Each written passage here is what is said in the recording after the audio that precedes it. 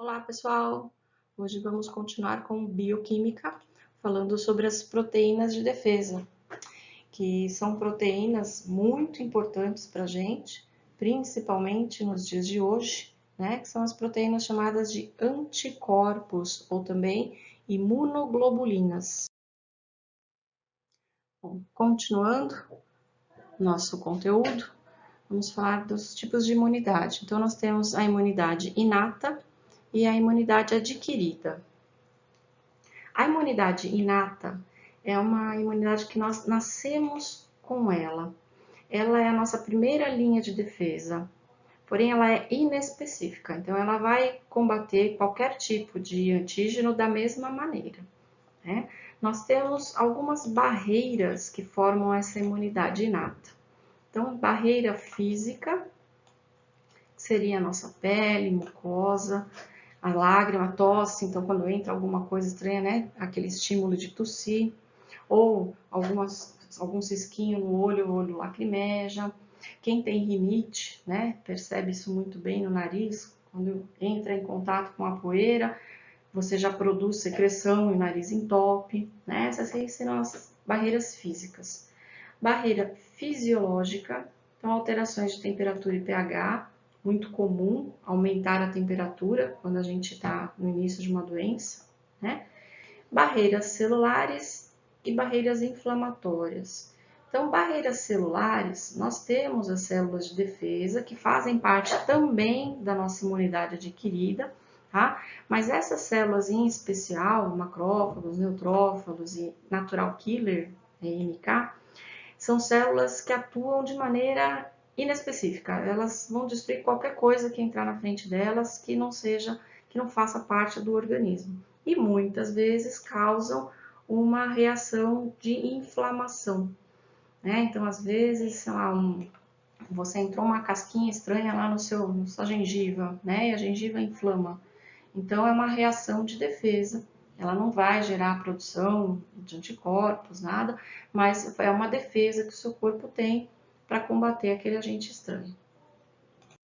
Já a imunidade adquirida, ela vai ser dividida em humoral aqui, e celular. Lembrando que as duas trabalham juntas. As nossas células de defesa, elas vão reconhecer os antígenos e para ajudar a destruir os antígenos são produzidos os anticorpos. Então, lembrando, né, mais ou menos, a célula de defesa vai reconhecer o antígeno, no caso aí o linfócito T, vai apresentar para o linfócito B, o linfócito B vai se transformar em plasmócito e o plasmócito passa a produzir muitos anticorpos para combater, né, e imobilizar o antígeno. O anticorpo imobiliza o antígeno e apresenta ele para outras células de defesa maiores, macrófagos, que vão englobar o complexo antígeno com anticorpo, tudo junto, vão fazer aquele processo de fagocitose e destruição do antígeno, ok? Então, são dois sistemas que trabalham juntos, ok? Lembrando que a imunidade humoral, ela pode ser transmitida pelo plasma, algo que a imunidade celular não, tá? A humoral é mais fácil, inclusive agora, né, que estamos aí com o coronavírus, uma das linhas de defesa é justamente retirar o sangue das pessoas que foram contaminadas e se curaram. Essas pessoas produziram anticorpos específicos para o coronavírus, para o Covid-19, e aí no sangue deles está circulando o anticorpo. Então, o que eles vão fazer? Eles vão doar o sangue em laboratório, vai ser retirado a parte de célula e a parte líquida. A parte líquida, que a gente chama de plasma ou de soro, ela vai ser injetada no paciente que está doente. E aí esses anticorpos prontos vão ajudar o organismo daquela pessoa que está tentando produzir os próprios anticorpos. Esses anticorpos prontos, eles vão agir para tentar melhorar, né, a situação da pessoa que ainda está doente, ok? Dentro da imunidade humoral, nós temos a imunização ativa e imunização passiva. A imunização ativa é quando o organismo produz o anticorpo.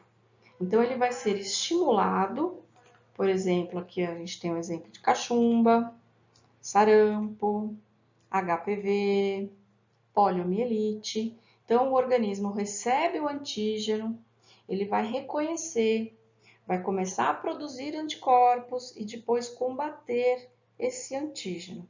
Para isso tudo acontecer, nós vimos no gráfico, demora e muitas vezes a doença ela se instala, né? Então ela vai aparecer aqui a doença. Algumas vezes é uma doença que você consegue combater e outras ela deixa sequela para a vida inteira, né? Então a gente vê um exemplo aqui da poliomielite, as crianças com paralisia infantil, ou o próprio HPV, né? Que ele pode acabar ficando e você pode, né, para frente ter um problema de câncer no colo do útero, câncer de pênis, né? Por isso é algo que a gente tem que se proteger bastante. Ou uma doença que você pega, passa, cura e acabou, né? Mas para você entrar em contato com o antígeno e criar a sua imunidade, criar essa defesa, você precisa passar pela doença. Ou você vai tomar a sua vacina. Então, a vacina, ela é o antígeno em forma fraca ou morto, ou parte desse antígeno, né? Ele não pode estar na sua totalidade, porque senão você vai acabar ficando doente, né? Então, você vai receber na vacina o antígeno enfraquecido e o seu organismo vai entender que é um antígeno e vai produzir anticorpos específicos para esse antígeno. Você vai criar uma memória imunológica, então as suas células de defesa, os linfócitos B, eles serão estimulados, como se fosse a doença de verdade, e você vai ficar com uma memória. Quando essa doença aparecer de verdade no seu organismo, a sua defesa ela vai ser tão eficaz que a doença ela não consegue se desenvolver no seu organismo. Então, isso é uma imunização ativa. Já na imunização passiva, o organismo ele vai receber os anticorpos prontos, ou porque ele já está com a doença instalada e ele não tem tempo de produzir, ou porque o sistema imunológico realmente não está produzindo, né? Nós temos duas maneiras aí. A natural, todos nós recebemos quando estávamos dentro do corpo da nossa mãe, porque o feto, o bebê, ele não consegue produzir anticorpos suficientes, então a mãe passa durante a gestação os anticorpos pela placenta e depois na amamentação passa os anticorpos pelo leite. Tá? Lembrando que nós, quando nascemos, ainda temos nosso sistema imunológico aprendendo a trabalhar, ele está aprendendo. Então, nós temos que estimular esse sistema imunológico. Os anticorpos que nós recebemos das nossas mães, eles são temporários, tá? Nós não conseguimos manter esses anticorpos, nós temos que aprender a produzir os nossos. Então, logo quando a gente é bebê, além do aleitamento materno, que é muito importante, também temos as vacinas. Se você pegar sua caderneta de vacinação, lá nos seus primeiros anos de vida, você vai ver que tem uma quantidade bem grande de vacina, que é para o organismo aprendendo devagarzinho a produzir a sua própria defesa. Porque quando nós recebemos os anticorpos prontos, eles são temporários, nós não criamos memória imunológica. Porque nós não tivemos que fazer os anticorpos, eles vieram prontos. Então, eu não sei fazer, ok? Imagina um bolo. Você recebeu o bolo pronto. Você comeu o bolo, acabou o bolo. Agora, se você fez o bolo, aprendeu a fazer todos os ingredientes, todo o preparo, se você come o bolo, depois você vai lá e faz outro, né? Essa é a imunização ativa. Você fez, você comeu. Imunização passiva, você está lá sentado no seu sofá, pediu o bolo veio, só que você não sabe fazer de novo, beleza?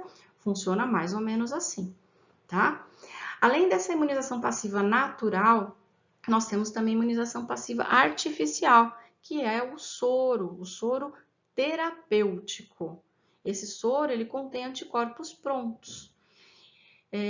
De início, nós usávamos sempre animais de grande porte, né, para fazer o soro para a gente, mas hoje em dia poucos animais são usados e muitos soros são feitos em laboratório, ok?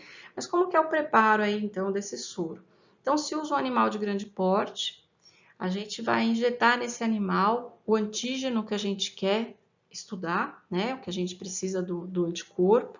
Então, normalmente, veneno de cobra, veneno de escorpião, né? Algo que quando entra no nosso organismo, o tempo de resposta que o nosso organismo tem, que é de alguns dias, não é viável para a toxina, para o veneno, que é de algumas horas. Então, nós precisamos, nesses casos, dos anticorpos prontos, ok?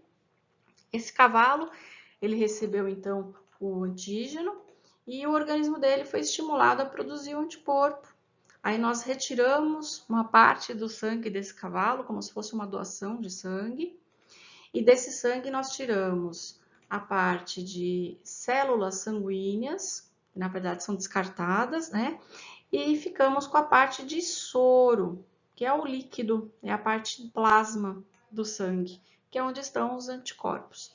E aí esse anticorpo ele é injetado no organismo da pessoa, que levou uma picada de cobra, por exemplo, e aí o anticorpo vai reagir com o antígeno e a pessoa não vai ter problema com o veneno. Porém, se ela for picada daqui a algum tempo de novo, ela vai ter que de novo tomar o soro, tá? Porque a imunização passiva não cria memória imunológica. Resumindo, então, a imunidade adquirida, ela pode ser dividida em ativa e passiva. Ativa é quando o seu organismo recebe o antígeno e estimula a produção de anticorpos. Então, as células de defesa reconhecem o antígeno, o anticorpo ele vai ser estimulado a ser produzido, você cria uma memória imunológica. Pode ser natural, quando você entra em contato com o antígeno, fica doente e combate essa doença produzindo anticorpos, ou artificial, que é recebendo a vacina. Já a imunidade passiva é quando o organismo recebe anticorpos prontos.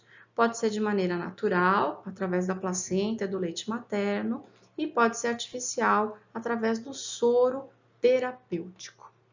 Ok, galera? Espero que tenham gostado, que tenham entendido.